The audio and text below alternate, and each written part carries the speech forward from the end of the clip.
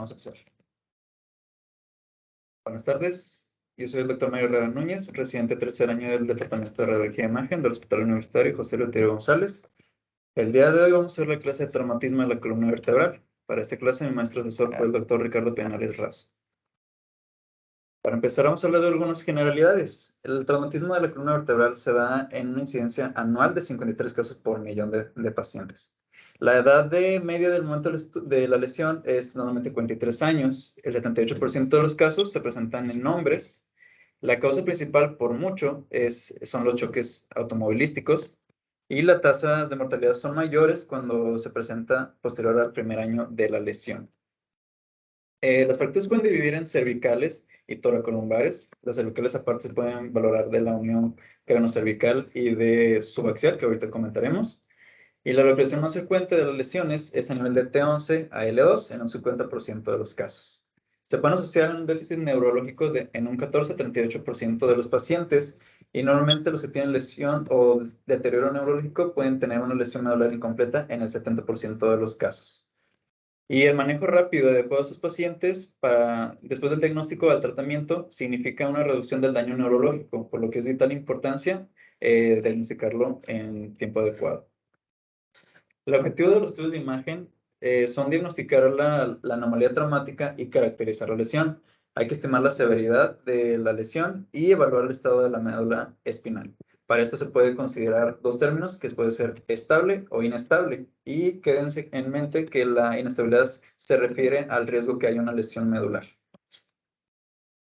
Vamos a empezar a hablar de la columna cervical. Para esto vamos a tener lesiones de la unión cráneo-cervical, fracturas del atlas C1, fracturas del axis C2 y podemos considerar el resto de C3 hasta 7 como fracturas de la columna cervical subaxial.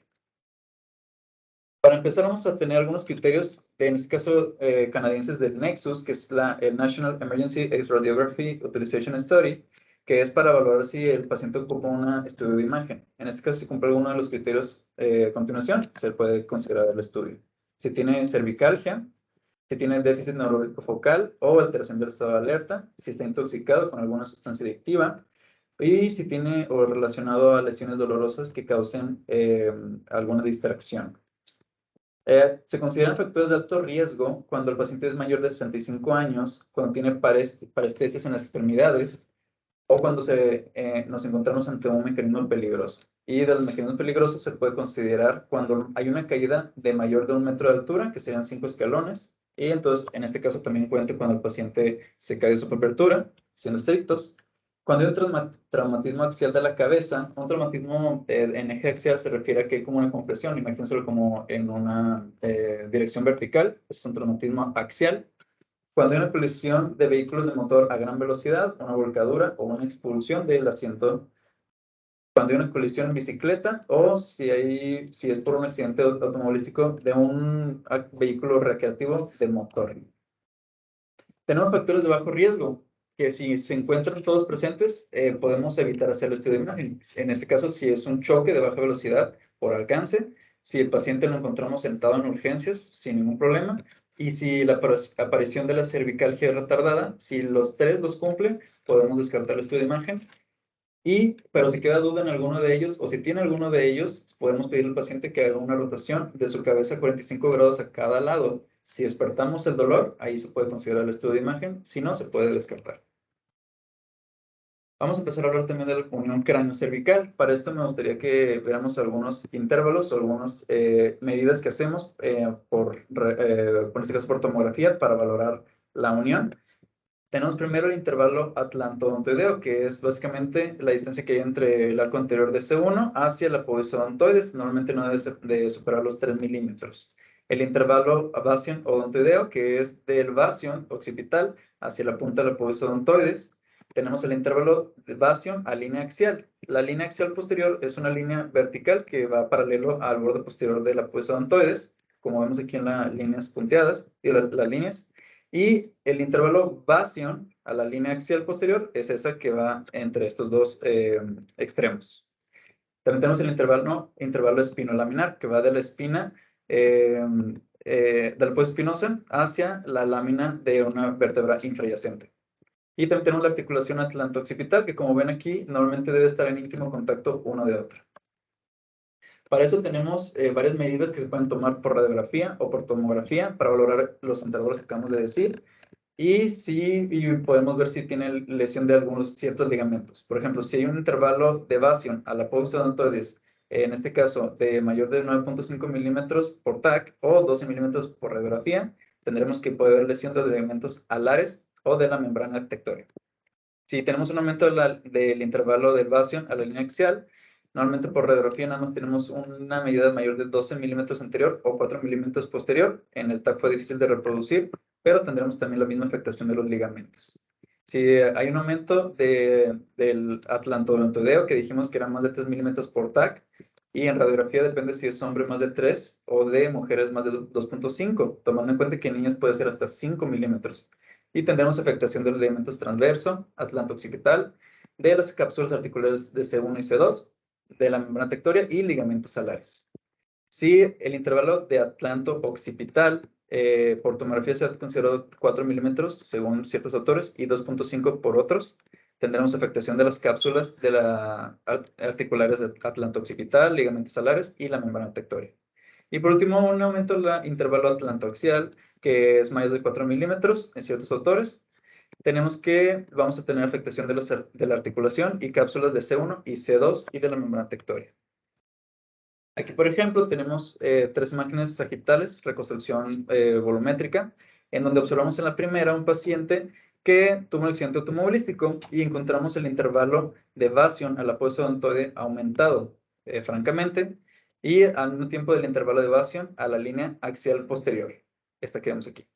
Y tenemos que el espacio que hay entre la apófisis odontoides y el arco anterior de C1 no se encuentra afectado, pero tenemos un signo que se llama signo de V, que es por una angulación de la apófisis odontoides.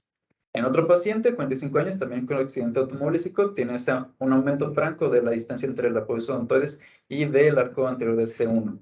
Y en otro paciente, 23 años, con accidente en motocicleta, tenemos un aumento de la articulación atlanto-occipital, con una traslación anterior, o sea, un desplazamiento anterior de los cóndilos y de la base del cráneo. Tenemos que las fracturas de los cóndilos occipitales se pueden clasificar según Anderson y Montesano en 3 tipos. El tipo 1, que es una lesión impactada con minuta sin desplazamiento de la base del cráneo, como vemos en esta imagen, en coronal. Tipo 2, cuando hay una fractura también de los cóndilos occipitales, pero además se extiende hacia la base del cráneo, como vemos en esta imagen en axial con MIP.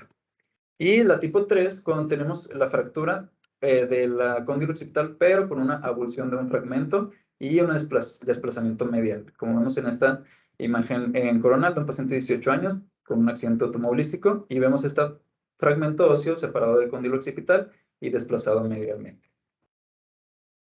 Las fracturas del atlas de C1 normalmente se clasifican con la clasificación de Jefferson, pero tenemos otra que es de Geiweiler, que es parecida a la de Jefferson, pero un poco más extensa. Tenemos 5 tipos. La 1 es la fractura de los arcos, el arco anterior de C1. El tipo 2, que es una del arco posterior, bilateral. La tipo 3 es parecida a la que se considera como Jefferson clásica. En este caso hay una fractura de bilateral del arco posterior con fractura anterior uni o bilateral del arco anterior de C1. Aquí se puede dividir en 3A y 3B. La diferencia está en que 3A está intacto el ligamento transverso de la odontoides, y en el 3B tenemos una afectación de ese ligamento. De hecho, se puede subclasificar en Dixon 1 y Dixon 2. El 1 se encuentra nada más afectado al ligamento, y Dixon 2 tiene una avulsión de fragmento óseo en este caso, apófisis adyacente al ligamento transverso. El tipo 4 es una afectación, una fractura de la masa lateral, y la fractura tipo 5 es solo de la apófisis del proceso transverso del atlas. La más común están entre la tipo 1 y la tipo 3. Y tenemos que la tipo 3, que dijimos que era la de Jefferson, es también considerada como fractura en estallido. Tenemos algunos ejemplos. El tipo 1, que hemos dicho que puede ser, que es los arco anterior de C1 bilateral, como vemos en esta imagen axial. La tipo 3, que dijimos que era como la de Jefferson, que es bilateral posterior, y anteriormente puede ser uni o bilateral, en este caso solo del lado derecho. La tipo 4, que tenemos aquí una fractura de la masa lateral, como vemos aquí, un trazo transversal, y asimismo se asoció a una fractura de la entonces, como vemos aquí, discretamente. Siguiendo con las fracturas del axis de C2, son el 20% de todas las fracturas cervicales. Y los patrones principales de lesión son fracturas del apófisis odontoides, fracturas de Hangman o del ahorcado y fracturas del cuerpo del axis. Y hablaremos de cada una de ellas. Empezando por las fracturas de la apófisis odontoides, tenemos la clasificación de Anderson y de Alonso, que las divide en 3 tipos. Es la más frecuente del axis de C2 y es más frecuente en pacientes de edad avanzada por la rigidez que presentan los huesos. La tipo 1 se presenta cuando hay una avulsión del fragmento óseo del apófisis odontoides en la punta. La tipo 2 es cuando se encuentra afectada, se le considera la cintura del apófisis odontoides, y la tipo 3 cuando se afecta la porción esponjosa del cuerpo de C2. Normalmente la tipo 1 se pueden resolver con el uso de collarín cervical o una ortesis de tipo de halo. Esta es una ortesis de tipo halo que vemos cómo se encuentra fijo la cabeza del paciente con el torso en un material que se encuentra fijo uno de otro y evita la rotación de la cabeza. La tipo 2 es la más frecuente, hasta en un 60% de los casos, pero estas pueden no consolidar si se realiza nada más tratamiento conservador hasta en un 26% de los casos. Y si tienen un factor de mayor de riesgo, como si fueran mayores de 50 años, si hay un desplazamiento del apófisis odontoides mayor de 10 milímetros, o si hay una conminución de la fractura, son factores que predisponen a que no se consolide. Y la tipo 3 es potencialmente inestable, pero se pueden consolidar con solo inmovilización sin necesidad de tratamiento quirúrgico. Las fracturas del apófisis odontoides, dijimos que eran tipo 1, aquí vemos un ejemplo en coronal, de solo la punta del apófisis odontoides. El tipo 2, vemos aquí en un paciente de 86 años que se hizo por apertura con una fractura conminuta del apófisis odontoides en el nivel de su cintura, pero también con una desviación y angulación posterior de esta misma. La tipo 3, observamos en coronal, un paciente de 78 años con accidente automovilístico y una fractura a nivel de la porción esponjosa del cuerpo de C2, que es un tipo 3. Hablando de las fracturas de Hangman o del ahorcado, son una fractura que involucra las partes interarticulares de C2 que pueden asociarse a subluxación de C2 y C3. Normalmente se les llama así porque lo más frecuente era que un paciente terminara colgado con el nudo anterior por delante del mentón, ocurrió una hiperextensión de la columna, haciendo una distracción del disco intervertebral y una afectación de las partes interarticulares. Pero actualmente es más frecuente en pacientes con accidentes automovilísticos o deportes de contacto. En el caso de cuando hay un choque automovilístico, choca contra el espejo que está enfrente, contra el vidrio y contra el volante, causando una hiperextensión del cuello. Se utiliza la clasificación de Levine y Edwards y normalmente se tiene que medir la angulación que hay entre los platillos de C2 y C3. Tenemos que la tipo 1, hay 3 tipos. La tipo 1 es cuando hay un desplazamiento desplazamiento menor de 3 milímetros sin ninguna angulación. Este es estable y el tratamiento es conservador con collarín cervical. Por ejemplo, tenemos un paciente de 18 años con una caída después de usar un vehículo de todoterreno y muestra una fractura de las partes interarticulares bilateral en esta imagen en axial, y en la reconstrucción sagital observamos cómo no hay ningún desplazamiento del cuerpo de C2 ni del odontoides. La tipo 2, aquí tenemos un desplazamiento mayor de 3 milímetros y una angulación de C2 y C3 mayor de 11 grados, y se asocia normalmente a una lesión del ligamento longitudinal posterior. También se pueden dividir dependiendo si son menos el desplazamiento de 5 milímetros, o sea, de 3 a 5, o más de 5 a 11 milímetros, que si es menos de 5, se puede utilizar solo tracción axial y fijación con prótesis de halo, y si es de 5 a 11, ahí puede requerir cirugía. También se puede encontrar un subtipo que es el 2A, y este presenta una angulación severa, pero sin desplazamiento del apófisis odontoides. Normalmente se presenta por un mecanismo de flexión y es inestable, que se puede resolver con un tratamiento con órtesis de halo también. Aquí en este ejemplo tenemos un paciente de 17 años, una mujer con accidente automovilístico que presentó también fractura de la esparcia interarticular bilateral con una angulación anterior mayor de 11 grados, por un mecanismo también puede ser de hiperflexión. Y en una vista axial se puede ver cómo también afecta la fascia interarticular y también en parte del cuerpo anterior.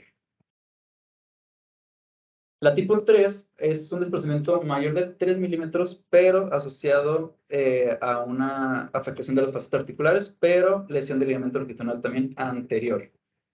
Y este puede asociarse a un déficit neurológico y es inestable, por lo tanto hay que realizar cirugía para tratarlos. En este caso, un paciente de 30 años que tuvo un accidente también automovilístico con una traslación anterior, más de 3 milímetros del cuerpo de C2 sobre C3 y una fractura también de las paredes interarticulares. En este caso, tuvo que estabilizar quirúrgicamente. Las fracturas del cuerpo del axis pueden ser misceláneas, pueden variar dependiendo del lugar donde se encuentren. Hasta el 32% presentan hasta el 32% de los casos de fracturas del axis y incluyen fracturas aisladas de las masas laterales, de los pedículos o de los procesos transversos. Normalmente son estables y no requieren un tratamiento quirúrgico. Como en este paciente, en una vista coronal con máxima intensidad, proyección de máxima intensidad, que tiene una fractura de la masa lateral derecha de C2. Vamos a hablar ahora de una clasificación que se le conoce como SLICS. Es un sistema basado en en 3 parámetros. Se llama SLICS por Subaxial Cervical Spine Injury Classification System y normalmente se presenta el 65% de las fracturas cervicales.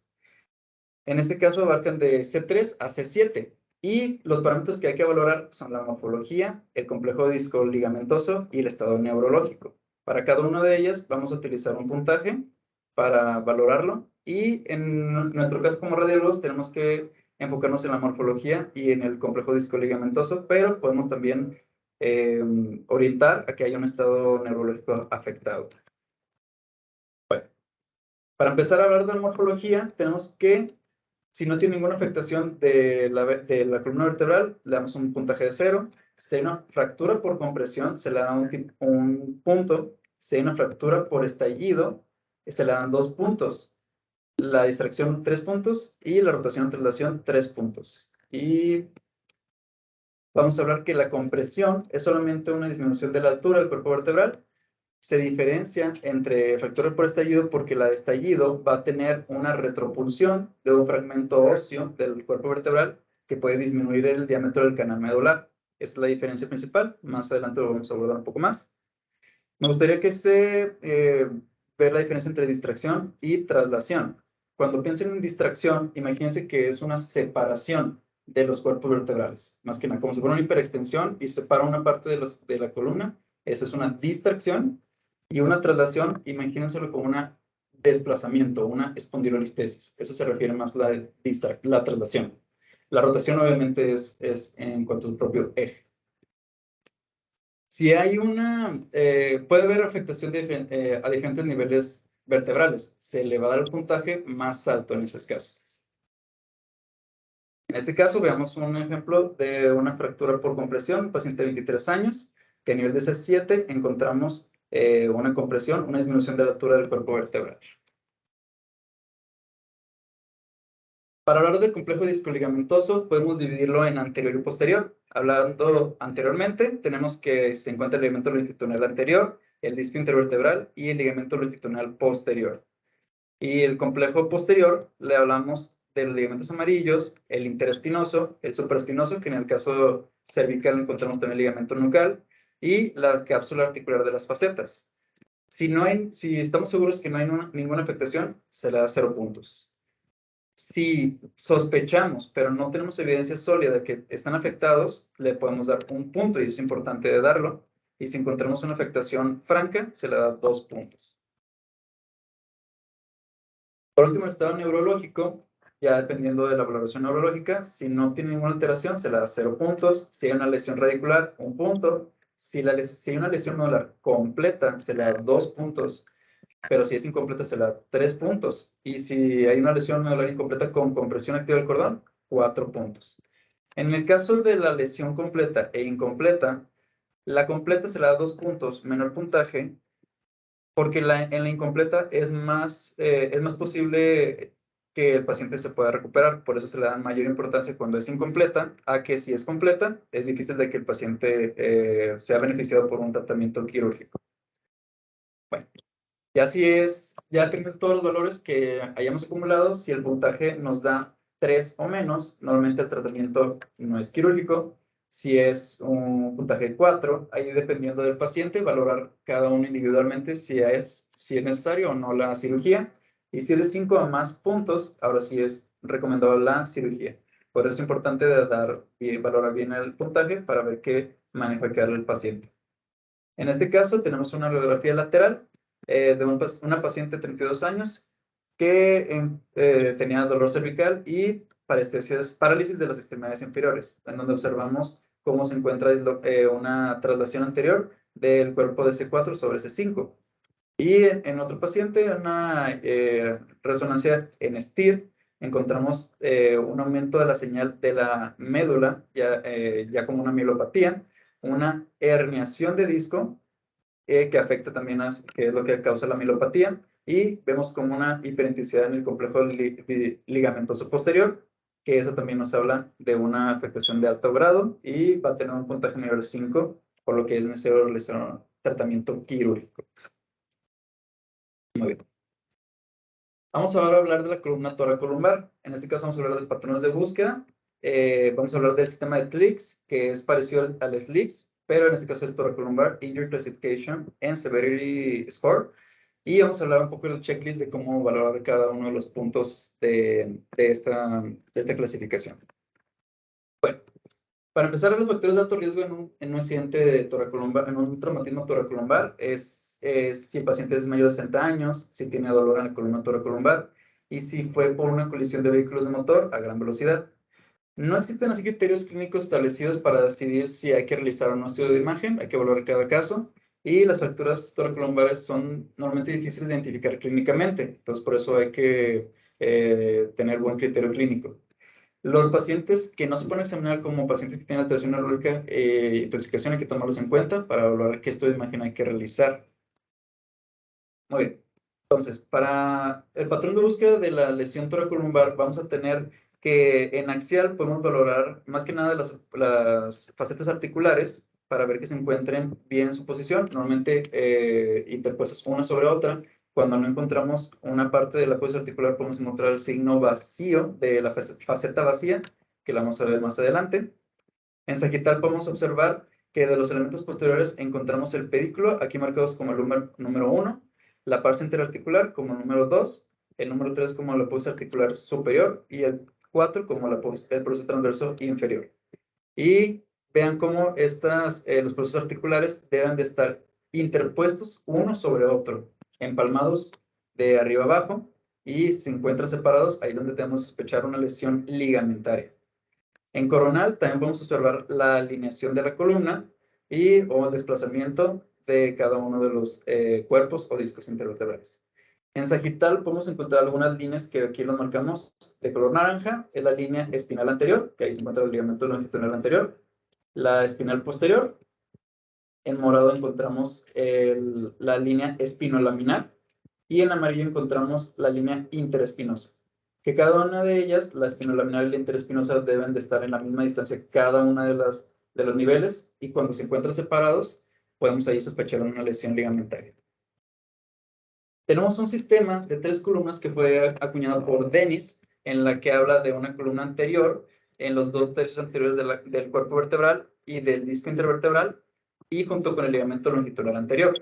La columna media, o la 2, es el tercio posterior de la vértebra, el disco y el ligamento longitudinal posterior. Y en la columna 3, que es como el complejo ligamentario posterior, encontramos el ligamento supraespinoso, el interespinoso, los ligamentos amarillos y las cápsulas articulares con sus respectivos procesos articulares. Hablando del mecanismo de lesión, podemos valorarlo imaginándonos como si tuviera un punto de apoyo, un fulcro a nivel de la columna 2 o a nivel del disco, la parte posterior del disco intervertebral.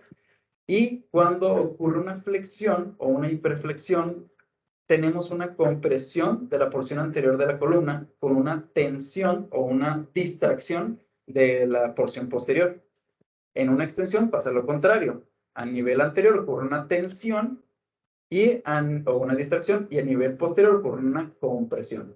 Entonces, así como nos podemos imaginar, por ejemplo, en alguna distracción, como por una hiperflexión, que se encuentren separados los procesos espinosos posteriores y una afectación del ligamento interespinoso, por así decirlo.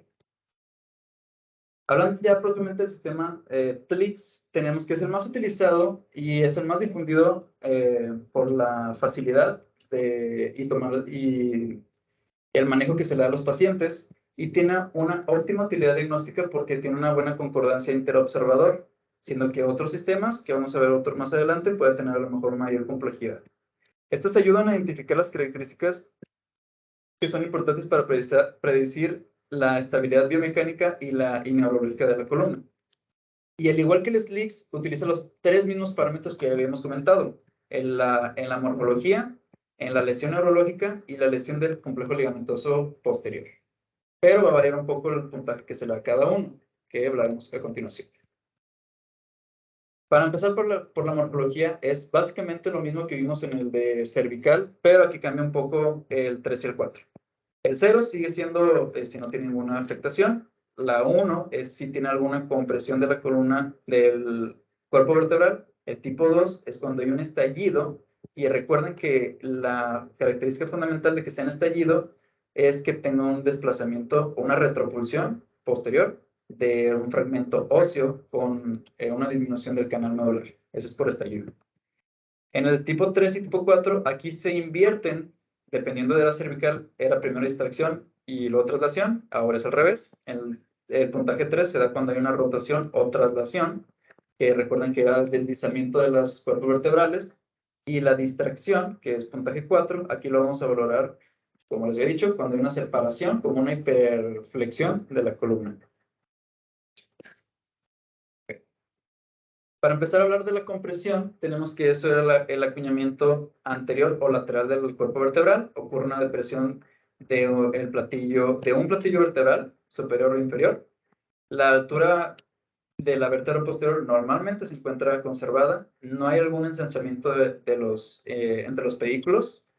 No hay alguna retropulsión, porque ahí sería una fractura por estallido. Y no hay afectación del canal medular. Es la más común, hasta el 90% de los casos, la que más vamos a encontrar. Y, por ejemplo, aquí vemos en una radiografía cómo en este acercamiento, en la parte anterior superior del cuerpo vertebral, encontramos una irregularidad que nos habla, y una disminución leve o discreta de la altura vertebral, y eso nos habla de una fractura por compresión. Tenemos que podemos valorarlas también por tomografía o por resonancia magnética, y normalmente varía también, depende del estudio de imagen, cuántos cuerpos vertebrales se ven afectados. Por ejemplo, este es el mismo paciente, con la tomografía se observan 2 vértebras afectadas, pero en la resonancia podemos observar hasta 3 de ellas que se encuentran con compresión cada una. Después la fractura por estallido, que hemos dicho que era una culminación del cuerpo vertebral con desplazamiento posterior de los fragmentos óseos, que es lo que la distingue y diferencia entre la fractura por compresión nada más. Normalmente va a haber una pérdida de la altura posterior del cuerpo vertebral, y va a haber una afectación de la distancia interpedicular, como en este caso, que observamos cómo ya no se encuentran estas apoyos articulares superpuestas unas de otras, se encuentran casi separadas. Y al nivel de un corte axial, a este nivel, vamos a tener que no se encuentra la apoyo articular superior como se debería encontrarse, se encuentra solo una, y este se conoce como el signo de la faceta vacía. En la morfología de traslación y rotación, dijimos que la traslación se refería a la espondilolistesis, el desplazamiento de un cuerpo vertebral sobre otro, Y normalmente puede ser una fractura horizontal a través de las facetas y de los procesos transversos. Y en este caso siempre está afectado el complejo ligamentoso posterior. Como vemos en ese esquema, cómo se encuentra la traslación anterior del cuerpo vertebral. En esos ejemplos, en la primera tenemos un caso de aquí al hospital, un masculino de 18 años con un accidente en moto que tuvo una traslación anterior de T5 de T5 y tuvo afectación de toda la columna superior, de T4 para arriba, con afectación de las láminas posteriores a este nivel. Y todo eso ocurre por una traslación, que normalmente debe estar afectado al complejo ligamentario posterior. Las siguientes imágenes, en coronal, vemos como una traslación lateral del cuerpo vertebral con un poco de una fractura del cuerpo. En la 3 vemos como tenemos también en vista sagital una fractura del cuerpo vertebral con afectación de tanto los procesos espinosos como este nivel y de los procesos articulares. Y en la última imagen observamos en una vista axial cómo se encuentran los cuerpos vertebrales tanto con una afectación en rotación y un desplazamiento o traslación anterior de uno de los cuerpos vertebrales con afectación tanto de los procesos transversos, pedículos y procesos espinosos. La distracción, ya dijimos que era por una separación de las vértebras adyacentes con un ensanchamiento normalmente del espacio interespinoso. Ocurre una fractura horizontal de los cuerpos vertebrales y ocurre la diástasis o distracción de las facetas articulares, como vemos a este nivel. Puede ser por un mecanismo de hiperflexión, en la que ocurre un aumento de los procesos espinosos, o una hiperextensión con una separación del disco intervertebral. Este ejemplo tenemos aquí en vistas sagitales como varios pacientes tenemos fractura por compresión del cuerpo vertebral y una separación de los procesos espinosos, que nos habla de una distracción del complejo posterior. Al igual que esto, observen como también tenemos una fractura por compresión y esta es una separación de las facetas articulares que ya no se encuentran sobrepuestas unas de otras, como normalmente debería ser. Este es por mecanismo de hiperflexión y en la tercera con un mecanismo de hiperextensión, en donde observamos la fractura de las facetas articulares y también con compresión del cuerpo vertebral. Para valorar el complejo ligamentario posterior, hay que saber que las estructuras que incorporan, como ya lo hemos dicho, igual que en la región cervical, aquí tenemos el ligamento supraespinoso, que es en la punta de los procesos espinosos, el ligamento interespinoso en cada uno de los procesos espinosos, la cápsula articular de las facetas, que observamos aquí, y los ligamentos amarillos. Normalmente todos esos tres componentes se van a ver hipointensos en las secuencias de T2 de resonancia magnética. Ahorita los vamos a ver mejor. Y se le va a valorar igual como lo vimos a nivel cervical. Tenemos que, si no hay ninguna lesión de los ligamentos, se le da 0 puntos. Si no encontramos o si sospechamos de alguna afectación, pero no estamos seguros, le podemos dar indeterminado. Y aquí vale 2 puntos comparado con un punto que le damos en el de cervical. Aquí son 2. Y si ocurre una disrupción, o sea, una separación o una afectación franca de estos ligamentos, se le da 3 puntos. Y en el estado neurológico, aquí cambia un poco el puntaje, pero es muy parecido también al anterior. Si no tiene ninguna afectación, se da 0 puntos. Si hay una lesión radicular, aquí se le da 2 puntos, igual que una lesión medular completa. Y la lesión medular incompleta también es mayor, que son 3 puntos. Y en el síndrome de la caudequina, 3 puntos también. Entonces, el papel aquí del radiólogo normalmente no es valorarlo clínicamente, pero podemos sospechar alguna lesión medular, ya sea por una mielopatía o si vemos una compresión nerviosa. Si vemos la retropulsión de un fragmento óseo, eso hay que reportarlo, al igual que el porcentaje. Y ya dijimos que era mayor el valor de la incompleta porque hay mayor probabilidad de beneficio por un tratamiento quirúrgico. Igual mismo la interpretación de la clasificación es igual que la de SLICS. Si es 3 o menos puntos, es no quirúrgica, indeterminado con 4 puntos, y mayor de 5 o 5 es tratamiento quirúrgico. Aquí tenemos un cuando hay un hematoma o una contusión de la médula, normalmente vamos a ver en la resonancia, en T1, es iso o hipointenso cuando hay una contusión aguda, y en un hematoma se puede ver hiperintenso después de los 3 días. Varía también del estadio de la sangre. En T2 podemos tener una contusión aguda que se va a ver hiperintensa, y el hematoma normalmente se puede ver hipointenso cuando es un hematoma agudo. Aquí, por ejemplo, encontramos una distracción de C5 sobre C6 que se relaciona a una herniación medular que va a comprimir, herniación de disco, perdón, que va a realizar una compresión de la médula, donde observamos un poco hiperintenso la médula espinal, hablando de un edema, hablando de mielopatía más bien, y en hipointensidad observamos una imagen que es compatible con un hematoma, al igual que afectación también de los complejos ligamentarios posterior, puesto que es una traslación, es muy frecuente que se encuentren afectados los ligamentos posteriores. También en estas imágenes, vean cómo en axial, esta es una imagen con eco gradiente en donde observamos a nivel central de la médula una hipointensidad que nos habla de un hematoma por restos de muciderina, y aquí en corte sagital, en una imagen secuencial en T2, tenemos esta fractura por estallido de una vértebra torácica con retropulsión de un fragmento óseo y una hernia de disco asociado a una sección completa de la médula espinal, porque vemos cómo se encuentra una línea hiperintensa pasando de lado a lado de la médula espinal con mielopatía por la hiperintensidad en T2.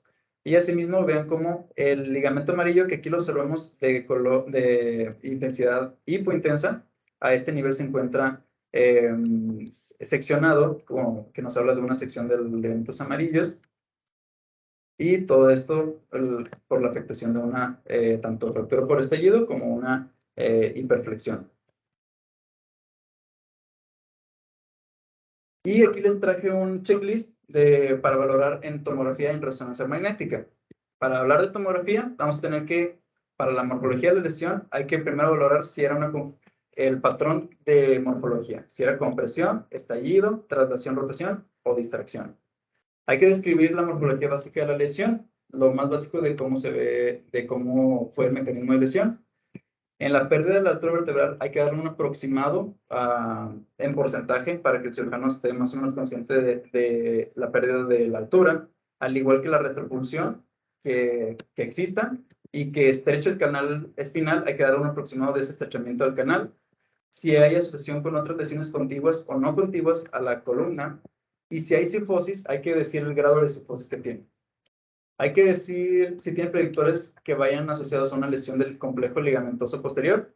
Por ejemplo, si hay un ensanchamiento de las articulaciones facetarias, si hay también de la distancia interespinosa, que eso nos habla muy franco de una lesión ligamentaria posterior, o si hay una fractura por evolución de los procesos espinosos o una subluxación o luxación del cuerpo vertebral. En la resonancia magnética, hablar de las lesiones óseas es lo mismo que lo que dijimos en la tomografía, pero aparte en la resonancia tenemos que valorar lesión de tejidos blandos y el estado del complejo ligamentoso posterior, si está intacto, indeterminado o si está lesionado. Hablando del ligamento supraespinoso, amarillo interespinoso. También de la cápsula de las facetas articulares, de los discos intervertebrales y los ligamentos longitudinales anterior y posterior. Y en la lesión neurológica, como ya hemos dicho, podemos orientarnos a que tenga una lesión neurológica si está afectado el canal espinal o el cono medular, si está afectado el cabo de equina, si hay una compresión de la raíz nerviosa o si hay un hematoma epidural. Eso nos va a orientar si hay un déficit neurológico. Bueno, ya por último, hablando de la clasificación de AOSPINE, es otra, digamos que comparable con la de TLIX y con el SLIX, porque esta valora toda la columna vertebral, tanto desde el cóndilo occipital, en la unión, C1, C2, la espina cervical subaxial de C3 a C7 y de la columna toracolumbar. Entonces, es parecida a la anterior, pero se considera mejor la TLIX porque es más fácil de interpretar y mayor correlación interobservador. Pero igual vamos a ver superficialmente esta clasificación para tenerlo en cuenta. Empezando por a nivel del cóndilo occipital y la unión cráneo-cervical, tenemos 3 tipos, se le da A, B o C. En el tipo A, vamos a tener que hay una lesión ósea del cóndilo, nada más la lesión del puro hueso. El tipo B es cuando hay una lesión ligamentaria, pero no hay desplazamiento de ninguno de los fragmentos óseos, como aquí la afectación de los ligamentos alares. Y la tipo C es cuando sí hay, ahora sí, desplazamiento de algunas estructuras óseas, como aquí hay una separación de la unión craneocervical. Luego, para valorar el anillo de C1 y la articulación de C1-C2, también se le da 3 tipos, A, B o C. El tipo A es solamente una afectación del hueso, que siempre van a ser la tipo A así, que puede ser afectar las masas laterales, los arcos posteriores, o como mi fractura de Jefferson, arcos anteriores y posteriores. La tipo B, hay una lesión ligamentaria, nada más, pero sin inestabilidad. Por ejemplo, aquí la afectación del ligamento transverso puede ser con fragmento óseo o sin fragmento óseo, puramente el ligamento. El tipo C es cuando ya hablamos de una inestabilidad atlantoaxial, porque hay una traslación o un desplazamiento de los cuerpos vertebrales uno sobre otro. Ese ya es un tipo C. En el C, a nivel de C2, de axis y de articulación de C2-C3, también hay 3, A, B y C.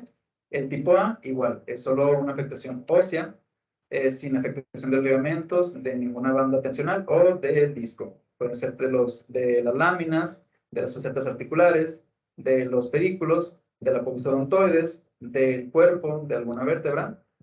Y el tipo B tenemos que hay una lesión de los ligamentos o de las bandas de tensión, pero con o sin una lesión ósea. En este caso vemos que hay una afectación del disco intervertebral o una afectación de las facetas articulares, pero sin desplazamiento. El tipo C, aquí sí tenemos una traslación de algún cuerpo vertebral. En este caso ven cómo está afectado el disco ligamentario y las facetas articulares con un desplazamiento anterior de C2 o de C3. Aquí tenemos un ejemplo de una afectación de C2 de la apófisis odontoides en un paciente de 80 años que tiene fractura a nivel de la cintura de la apófisis odontoides sin desplazamiento ni angulación grave de la apófisis odontoides. Y en este caso, normalmente no debería requerir tratamiento quirúrgico, pero la clasificación de la AOSPINE utiliza unos modificadores. En el caso de la unión craneocervical y cervical superior, hay 4 modificadores que se les da, se les dice M1, M2, M3 o M4. En el caso del M2 es cuando hay un desplazamiento mayor desde la apófisis odontoides de 5 milímetros o que el paciente sea mayor de 50 años. Ahí es, este modificador se le llama así porque es como avisarle al neurocirujano que probablemente ocupe cirugía. Y a ese paciente se le colocaron estas tornillos de fijación a nivel de C1 y C2 por ese modificador. Hay los otros modificadores, por ejemplo, M1 es cuando hay un riesgo de inestabilidad, como cuando hay una lesión ligamentaria, se le da ese modificador M1. En el M3 es cuando hay pacientes que son mayores de edad, como en este caso también, o cuando son fumadores, cuando tienen comorbilidades asociadas, diabetes, hipertensión, cuando tienen lesiones frecuentes de la columna o tienen enfermedades metabólicas.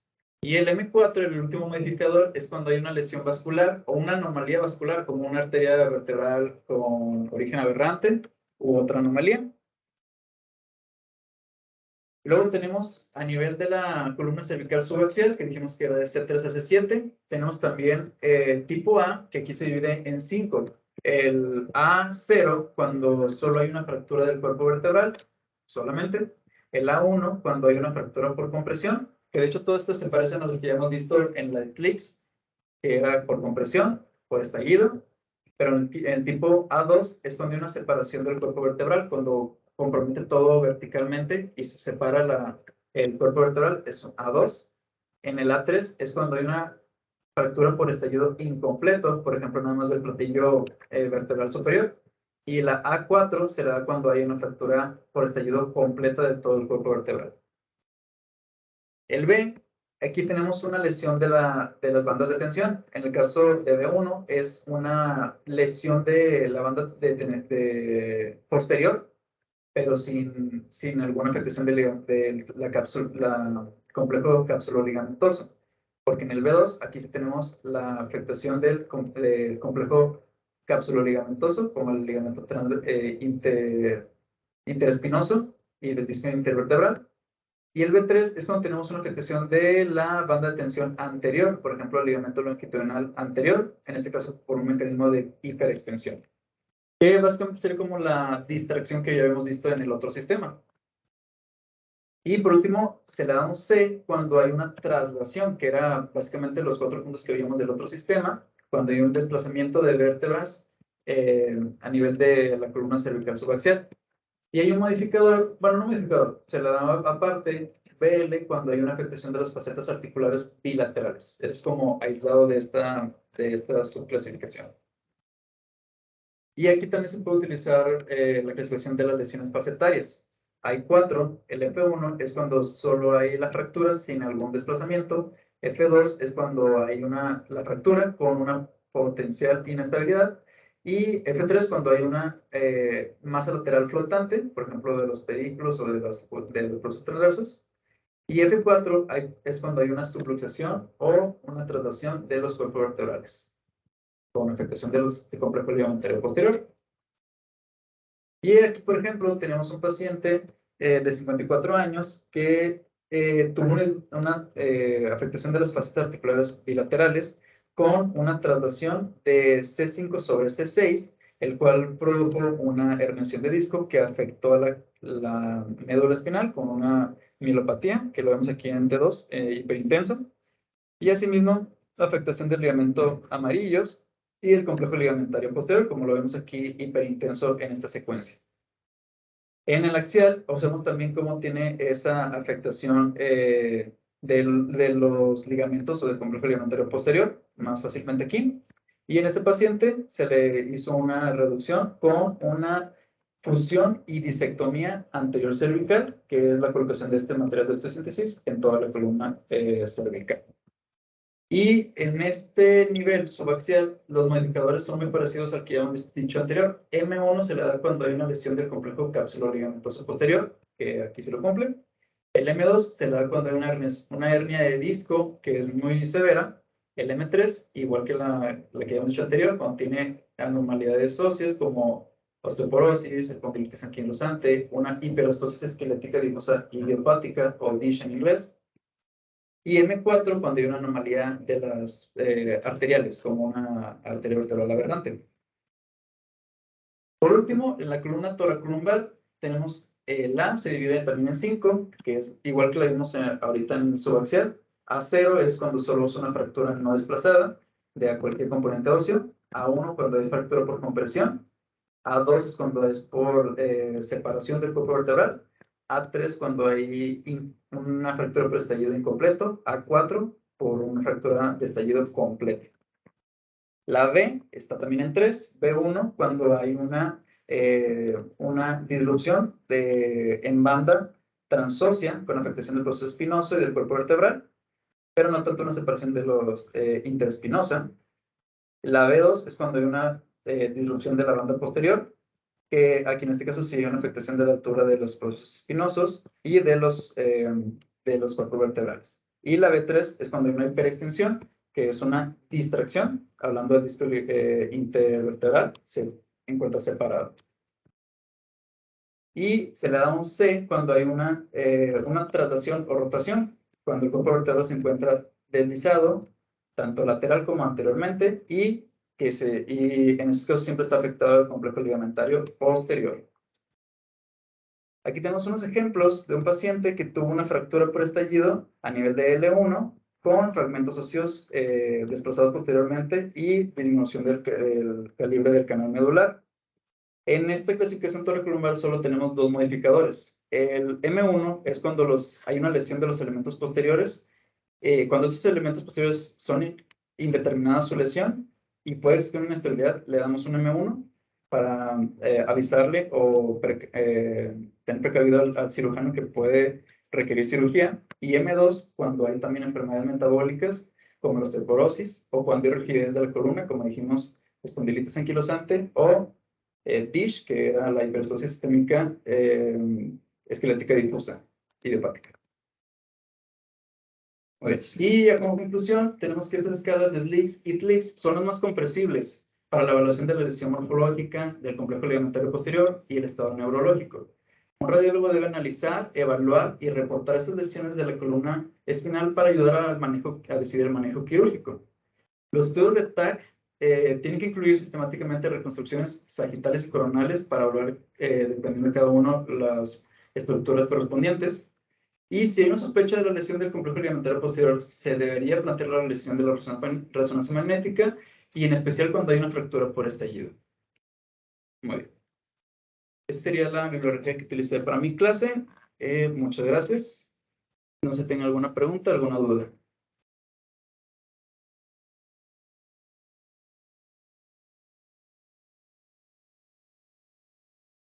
Sí, profesor.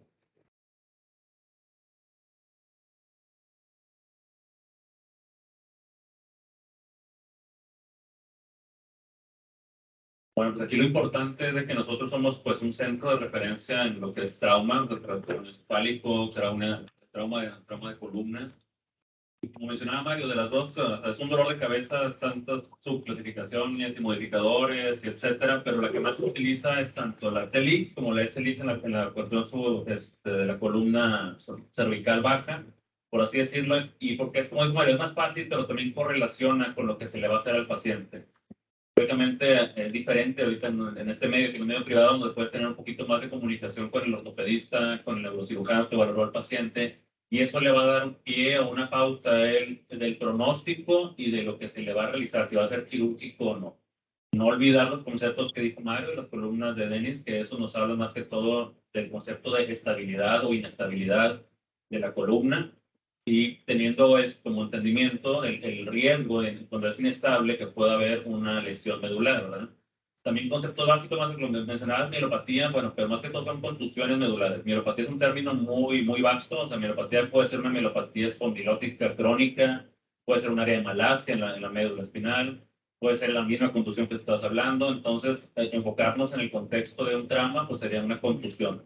Si vemos completamente, como el ejemplo que pusiste, la sección completa, bueno, es una sección medular completa que veamos ahí con la disrupción del complejo ligamentario, con la disrupción del ligamento amarillo que pusiste como ejemplo, pues sí es una sección medular como la que estábamos viendo ahí. Entonces, también como el que pusiste esa, nosotros regularmente en nuestro protocolo de resonancia magnética no incluimos secuencia ponderada en eco de gradiente o susceptibilidad magnética en cortes axiales. Cuando es un paciente con trauma, que hay que sugerirlos, están en la guardia, están ahí con el técnico dentro del momento donde llega el paciente, están viendo una lesión que es inestable, que tiene retrospulsión, que hay afección que no es raquidio, contusión medular o compresión, sugerir o decirle al técnico que también te haga una secuencia de susceptibilidad magnética en corte en un plano axial. Solamente hacemos el mesh, que es el equivalente a un ecogradiente, pero hacemos solamente el plano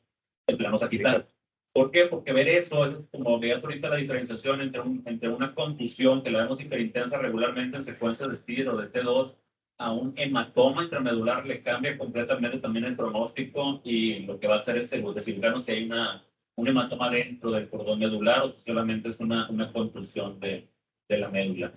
Importante, ya nada más para terminar, a lo mejor nosotros aquí, como decía, el ambiente, el contexto de un medio privado, hasta ahorita aquí en el hospital, a veces la comunicación es nula con el residente de neuro, con el residente de trauma que está viendo. Muchas veces el paciente llega aquí, como pones tú, alcoholizado, con algunos no saben bien la parte clínica o el manejo de la puntuación neurológica de las escalas, pero sí nosotros no podemos salvarnos de explicar o de poner en el contexto en el reporte desglosado lo que nos corresponde. La morfología y la lesión, la posible lesión del complejo ligamentario posterior. Ya la parte clínica, a lo mejor, como les digo, va a ser difícil, pero sí que en nuestro reporte venga si es estallido, si hay listesis o traslación, si hay distracción, si hay hiperintensidades en el complejo ligamentario, que todo eso quede documentado dentro de nuestro reporte radiológico para así nosotros al menos tener nuestra columnita con nuestra parte y después ya van a hacer la correlación, que se le hizo el paciente, superó o no superó, pero que sí, eso le va ayudando a memorizar tanto las escalas como ya para ir familiarizando, entre más viendo, pues le va a ir más fácil viendo la clasificación, ver elementos posteriores, ver facetas, ver espacios interespinosos y la parte morfológica, pues si es compresión, si es estallido, si hay traslación o si hay distracción del cuerpo vertebral. ¿Tienen alguna otra duda, pregunta? Yo nada más quería comentar que cuando vemos conjuntados seguros puede haber defectos pues congénitos de la función, sobre todo en el posterior, pero confundirlos con una fractura. Suelen estar en la mera línea media para no confundirlos, para revisar los bordes. Y pues para decir, porque se habló mucho de que si está a la distancia interespinosa, para decir si esa distancia está pues aumentada, hay que ver que sea 1.5 veces mayor que la de los segmentos que están adyacentes, para decir que está aumentada.